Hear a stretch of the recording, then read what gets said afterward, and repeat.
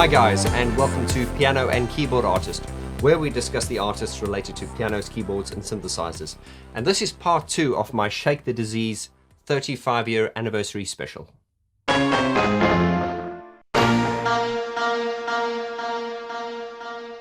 If you've not seen part 1 yet, I will leave a link in the description below. Do go and watch part 1 before you come to part 2. Now, if you did watch part 1, you will remember I visited the location where I believed the music video for Shake the Disease was shot. And as you know, I was not exactly in the right location. The location I visited was based on rumors I heard and hearsay. People said that's where it was shot. So when I got to the location, which is in Canary Wharf in East London, I stood there and I thought, okay, this looks very much like it. You know, despite the fact that it was 35 years ago and there weren't many things there at the time, but the cranes that were there and, you know, the water behind me did make me think I was more or less in the right location. Now, through interaction with you guys, it turns out, as I was aware of, I was indeed in the wrong place. Not far off. I believe the actual video was shot in the Royal Victoria Dock. And we will go and visit the exact location later on. And speaking of the music video, I've also just interviewed Mr. Peter Kerr. Now, Peter Kerr is a very famous music video director. He's directed everyone from R.E.M., Bruce Springsteen, Tina Turner, and of course he also did the Shake the Disease, It's Called a Heart, and Stripped music videos. And do check out that interview I did with him regarding the Shake the Disease music video. And also, as I promised, we will definitely later on down the line do another interview with Peter Kerr regarding the Stripped music video. Now, Shake the Disease is 35 years old, which is very, very difficult for me to get my head around. And this little Shake the Disease special is kind of like a spin-off from my Depeche Mode album review series. And if you've been watching my Depeche Mode album review series, you know we go into a lot of detail. But despite the fact that we go into a lot of detail, there is still more that is left uncovered. And that is the reason behind this type of video and moving forward, I'll be doing a lot of those where we will actually focus in on one song and strip it down and really get into the bones of the song. We do that in the Depeche Mode album review series, of course, but in these sort of intensely focused videos on one song, we can go in even deeper. And I believe that Depeche Mode and these songs, and you, the fans of Depeche Mode, deserve that, because the more we dig into Depeche Mode, there are so many layers, and I keep saying this, that on face value, things that sound very obvious and simplistic, when you dig a bit deeper into Depeche Mode's work, it's like opening Pandora's box. It really is. Shake the Disease is a standout track. Not only the fact was it not on an album, as we know, it was released as a single to promote the 81 to 85 body of work. And it's funny that at the same time they released It's Called a Heart, to which I believe is one of Martin Gore's and Alan's least favorite tracks. But Shake the Disease is really a standout track. And what's very fascinating about Shake the Disease is that it is one of the few Depeche Mode tracks which fans unanimously agree on. Now, on this channel, we have the statistics, we have the feedback, based on you guys, we have the discussions and the interactions, and we know that although we all love this band, there are often fierce debates as to, regarding different things. I like the live drumming, I don't like the live drumming. I like It's Called a Heart, I hate It's Called a Heart. I love Cover Me, I hate Cover Me. The people are quite vocal and passionate about their feelings. But despite the fact that Depeche Mode has this huge body of work and a huge fan base and music that everyone loves, and we can all disagree, but Shake the Disease is one of the subjects, one of the songs where we all unanimously agree. I have never met a devotee or a Depeche Mode fan that does not rate this song as one of the top 5 Depeche Mode songs ever. Everyone loves this song. And there are many reasons as to why this song is great. It's fascinating. It's haunting. It's scary. It's a little bit positive. It's just pick an emotion. And there's a lot of that in this song. But some of the sort of words that come to my mind when I think of Shake the Disease is moody, melancholic, haunting, scary, dark, mad, psychotic, but tender at the same time, and sensitive. And once again, we see this in a lot of Depeche Mode songs, that it's not only in the production and the songwriting, but also in the delivery, as I always talk about Dave Vaughn giving his direct. Some people have to be permanently together. And you've got Martin doing the understand me. And we hear that, there are lots of examples like that. I'm just thinking of people are people. And then you've got Martin doing the can't understand what makes a man hates another man. Help me understand. That great contrast between the two voices. And that's just the voices. But then there's contrast in the songwriting and the messages, and there are multiple meanings in the songs at the same time. I'm going to run through the lyrics of this song, and then I'm going to break the song down into its structure and its parts, and we're also going to analyze some of the individual sounds. There is a lot to it, but talking about the lyrics of this song, and as I've talked about Martin's songwriting before, the lyrics may, on face value, appear quite obvious. Dig a little deeper, it's a bit ambiguous, and Martin is brilliant at saying something which you can listen to in one way and then go, oh no, it means something completely different. So when I give you my interpretation of this song, understand that this is my interpretation, but you will probably have your interpretation as well. And you know what? They could probably be completely different, or we might be on the same page, or we might agree on certain things, or we may not. But that is definitely the fascination in Martin Gore's songwriting. And a lot of the things I talk about on this channel, I tend to repeat myself. But it's to hammer the point across, and of course for the benefit of people who have just joined the channel. To me, the lyrics behind Shake the Disease are about shyness, one's inability to express themselves. Now, I spoke about that in quite a bit of detail in my Martin Gore special, link below, where we delved inside the mind of a genius. And I spoke about in that video how Martin Gore has this shyness, which has caused trouble, I believe, for him. Sometimes not being able to assert yourself can be problematic. But at the same time, I mentioned that his shyness is also an asset, because his shyness and his inability to express himself means that instead of being very vocal about things, he will be able to sort of go within himself and express it within a song. And there are many examples of this in Depeche Mode's work, and indeed in Martin's songwriting, where we get really, really profound lyrics, which are profound but not pretentious. He does speak very sort of like in layman's terms kind of thing, but having said that, the meanings behind those can be interpreted in so many different ways. Martin is not literal, and it's completely unpretentious. It's just very, very from the heart. And as I say, read between the lines. There is so much meaning to these things.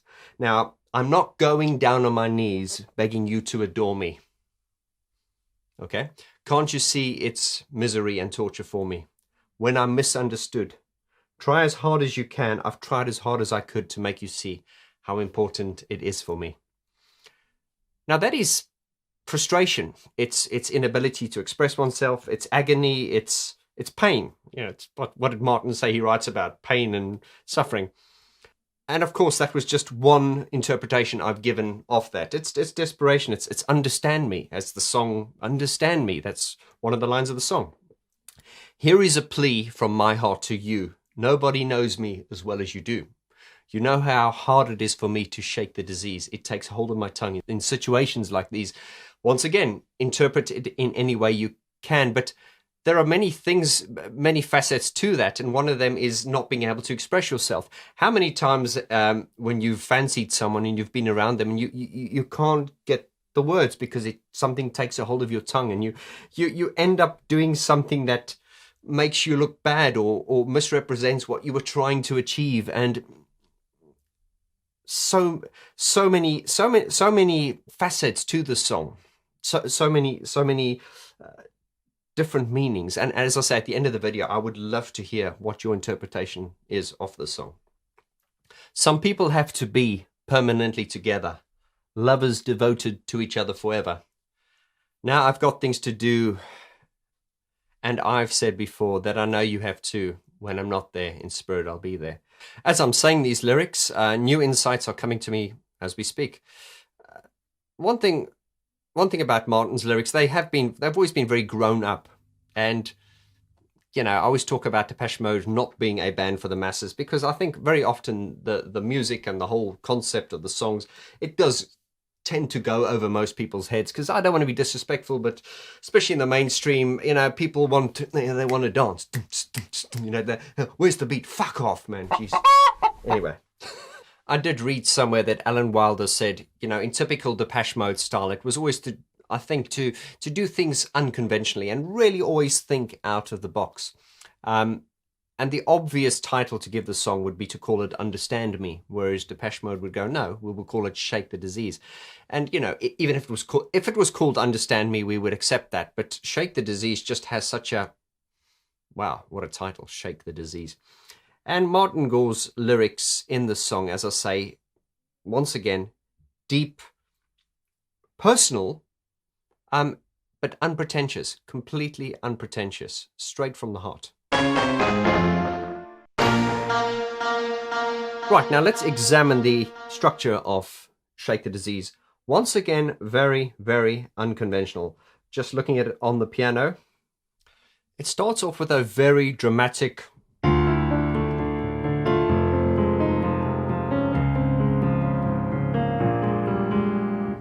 and then that repeats, and then behind that you've got this other little part which goes.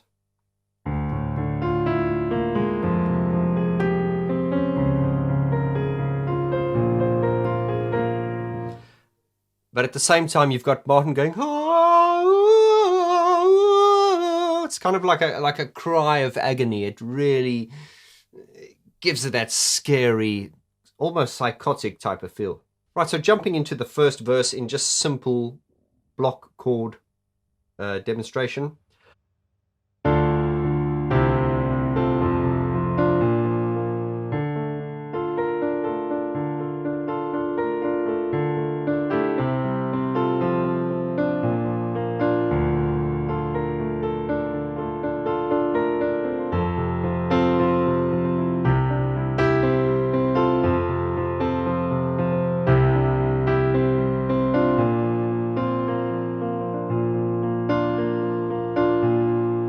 It's got all these little riffs.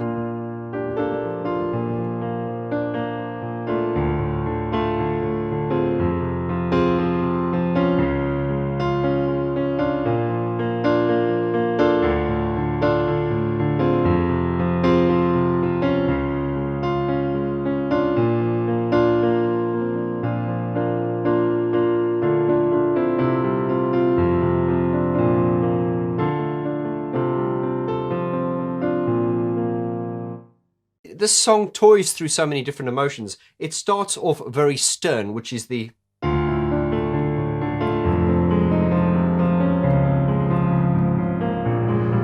and then of course you've got that other little part behind it.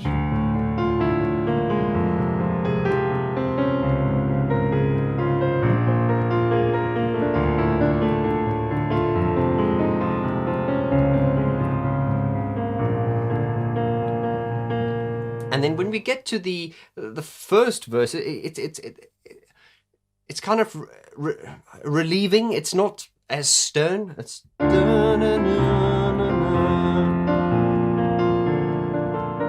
there's haunting again.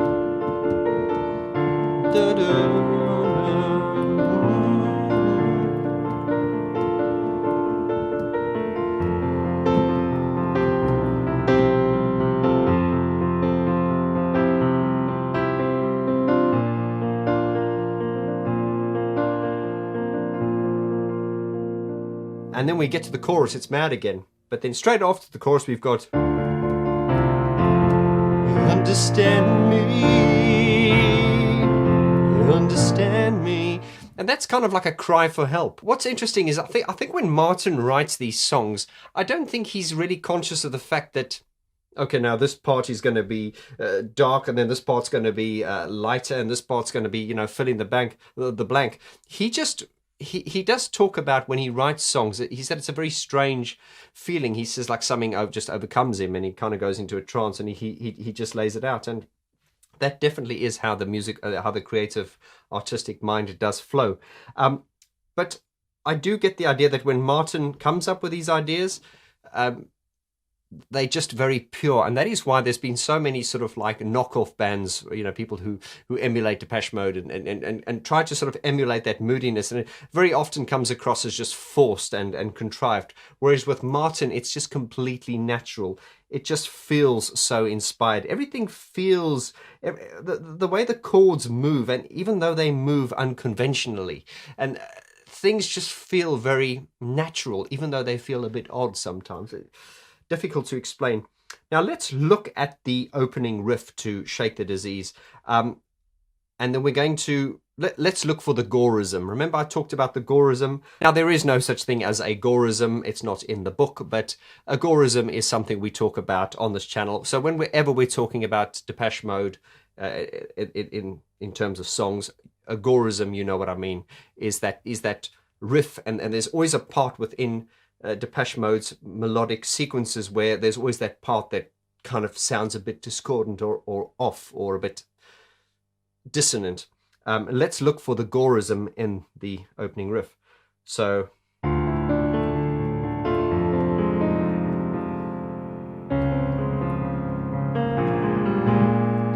there it is. Let's look again. There it is. And here's another one. You feel that it just feels like it's, I know there are many technical terms to this, and thank you to those of you who emailed me and gave me the technical explanations behind it. I understand that I understand that there is obviously a mathematical or a technical explanation to these things, but in the context of these videos we will refer to these odd chords as Gore-isms, and you will know exactly what I mean. You know what I mean, guys. So there we go. There we go. So many different layers to this. Let's look at some of these sounds. Now the sound bank I'm using now is the sound bank which they used in the 101 tour. So these are not the exact sounds that were used on the actual record, but you will recognize them as the sounds from the 101 tour. Starting off with the lead riff which Alan plays.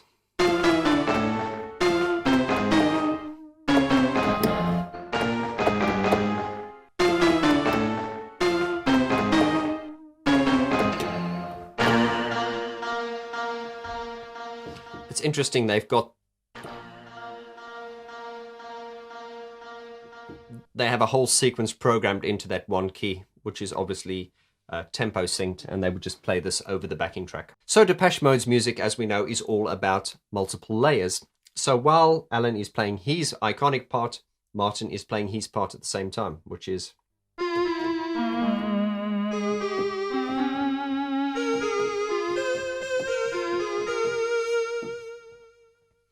Another part which is on the Martin Gore sound bank is the "I'm not going down on my knees begging you to adore me."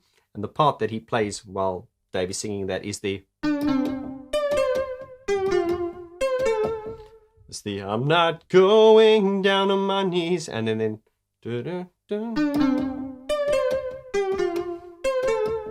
And what's interesting, I've said this in many videos, is that a lot of Martin's melodies, some of them are not very musical. And what I mean by that is, I mean, if you take this riff in isolation. Blum, blum, blum, blum, blum. It's not unmusical.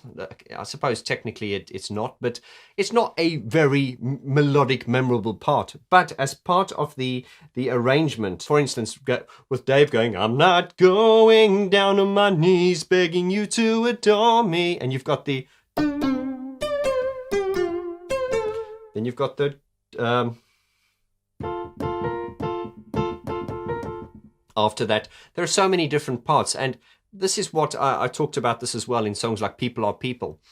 Martin uses these simplistic, almost like nursery rhyme type melodies, like bum bum bum bum bada bum bum bum bum bum bum bum bum bum bum bum bum bada bada bum bum bada bada bum bum, which in isolation can sound, not silly or childish, but they're just not great melodies by themselves, but put them together, it works perfectly. I'm going to get philosophical now. There was, I remember someone talking about Sophia Loren, and they said, she was a very beautiful woman, but they said if you took her features, her individual features, if you took like her nose in isolation and you just showed someone a nose, they might go, oh, that's a big nose. And if you showed them her eye, they'd go, oh, that's not a very pretty eye. But put all the parts together, Sophia Loren was a beautiful woman. Now, of course, that is very philosophical and slightly off topic, but it does explain perfectly what I'm trying to say is what, if you take things in isolation that don't make sense and put them together, they become greater than the sum of their parts. And Depeche Mode's music is, I've studied their music for years, and the more I dig into it, the more I realize this. Looking at another signature sound, which I believe Alan plays, is the... which comes in at the part, I'm not going down on my knees, begging you to adore me. Can't you see it's misery and torture for me? Looking back at the lead sound,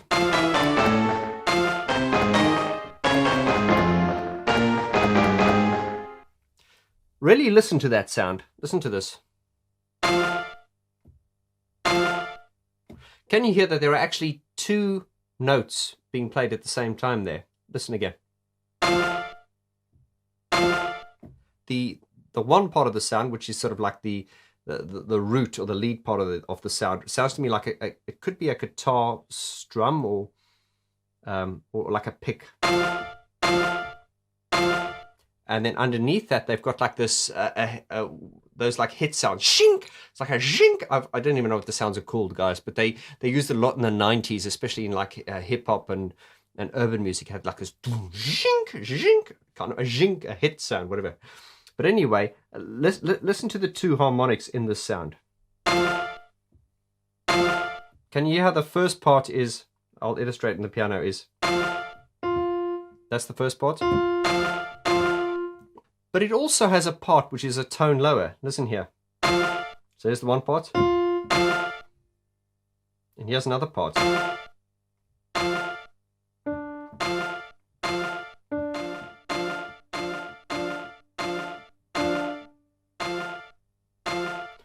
Can you see how they would program their sounds? And despite the sound in isolation can sound quite simplistic, there is a lot happening. So the fact that this particular part has essentially two harmonics to it, or two sort of different notes so you hit one key and you're getting two notes. So when you hit this key, you're getting, but you're also getting there seems to be a D there as well. It appears that this sound has a second note programmed a tone lower on each key, just to give it some dissonance. And so effectively, when you're going, you're getting this.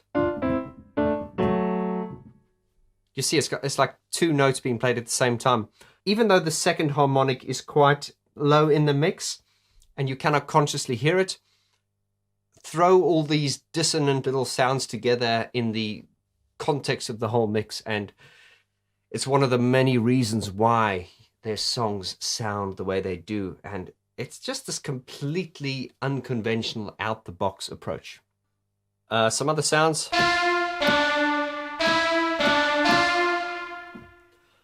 This sound is interesting. I'm not going down on my knee. We recognize all these sounds. So he'd go.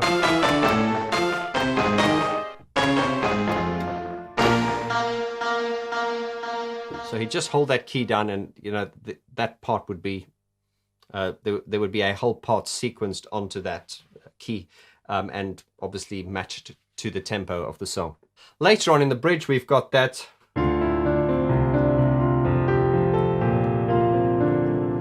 And I believe Alan plays this part. It's.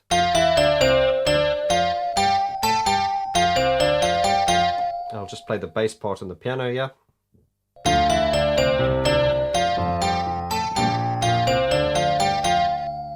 And you've got the.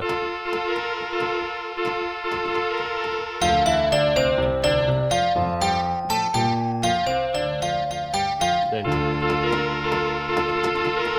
of course, he wouldn't be playing the bass line. That would be on the backing track.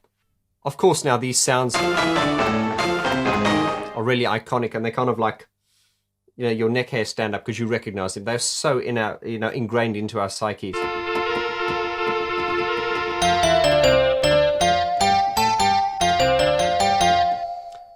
But, as I always do on this channel, is when you strip those sounds away and you just play it on the piano, you can hear what as I say, the synthesized sounds can be distracting. But when you take away the distraction of the synthesizers and the technology, then you can just focus in on the piano sound and the melodical content, and you can hear how beautifully timeless this is. Now, I will do a piano improvisation at the end, and you will hear how, even if this was composed 500 years ago, it's still a timelessly beautiful melody, and it is not reliant on the synthesized sound. Here's a very, very interesting observation for you as a devotee. It's quite a small thing, but then again, something so simple, something so trivial. Indeed, this is a small detail, but if you're a Depeche Mode fan, you will recognize the significance of this. Now, when you take the song, let's just go, I'm not going down on my knees, begging you to adore me. Okay, can't you see it's misery and torture for me? Just rushing through it now. When I'm misunderstood, try as hard as you can. I've tried as hard as I could to make you see how important it is for me. You watching? Here is a plea from my heart to you. Nobody knows me as well as you do. You know how hard it is for me to shake the disease. It takes a hold of my tongue in situations like these. Okay, then we get the understand me. Now watch this.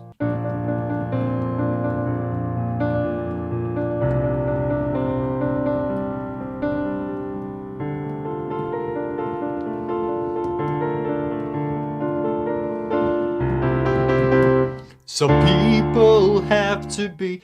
Now, this is something they've changed over the years. A couple of my subscribers have said I should mention this, and I have noticed this, and I'm surprised you guys have picked up on this, because it's quite a small point, but it's probably quite significant. And that is, they have lost this.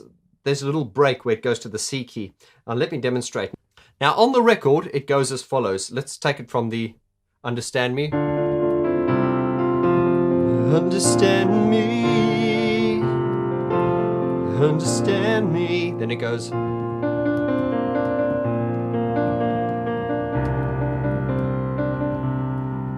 it goes to.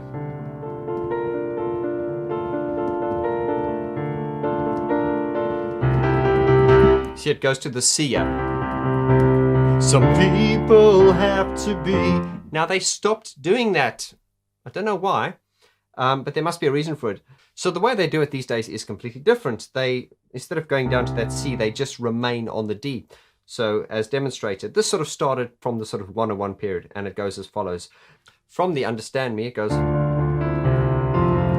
Understand me. Understand me. Then.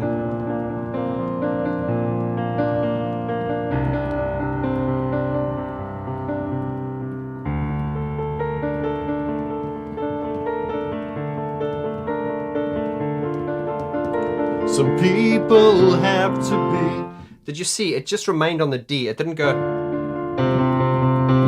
Some people have to be. A minor thing, but I mean, that is nevertheless a I won't say it's not an integral part of the song, but it's just interesting how they did away with that moving to the C key.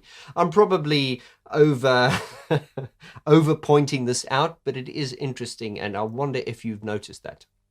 Focusing back on the, it has, that again is one of those really sort of like simplistic little melodies. It's almost like la la la la la la la la la la la la la la. La la la la, understand me. It goes from this really dark and up to understand me, and it kind of lightens and it goes dark again, and this is just a mad flowing song, and the more I describe it, the more I realize how mad it is. This song is melodically brilliant. There are so many moods and emotions that go with it, and as I say, just listening to it on the piano without the electronics, you can hear that. So that leaves me to the thing I always do. I'm now going to do a piano improvisation, and it's just free flowing. Using all the sort of melodic parts that are already in there, I just sort of improvise them and as I feel and alternate them slightly as I go. The whole idea with these piano improvisations is to, once again, is to point out how beautiful the songs are without any production, just the piano sound, so you're focusing just on the melody.